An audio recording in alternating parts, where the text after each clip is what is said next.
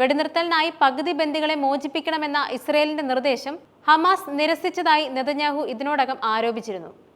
ബന്ദികളുടെ കുടുംബങ്ങളിൽ നിന്നും അവരുടെ പിന്തുണക്കാരിൽ നിന്നും മാത്രമല്ല, കഴിഞ്ഞ മാസം ഇസ്രയേൽ വെടിനിർത്തൽ ലംഘിച്ചതിനെ തുടർന്ന് യുദ്ധം തുടരുന്നതിനെ ചോദ്യം ചെയ്ത റിസർവ് സൈനികരിൽ നിന്നും വിരമിച്ച ഇസ്രയേലി സൈനികരിൽ നിന്നുമെല്ലാം നെതന്യാഹുവിന് മേൽ വർദ്ധിച്ചു വരുന്ന സമ്മർദ്ദം നേരിടുന്നുണ്ട്.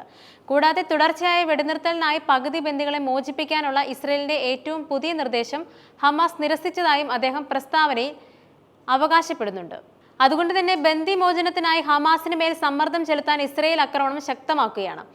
ഗാസയിലുടനീളം ആക്രമണം വ്യാപിപ്പിക്കുമെന്നും സുരക്ഷാ മേഖലകൾ പിടിച്ചെടുക്കുമെന്നും ഇസ്രയേൽ പ്രധാനമന്ത്രി ബെഞ്ചമിൻ നെതന്യാഹു പ്രഖ്യാപിച്ചിരുന്നു.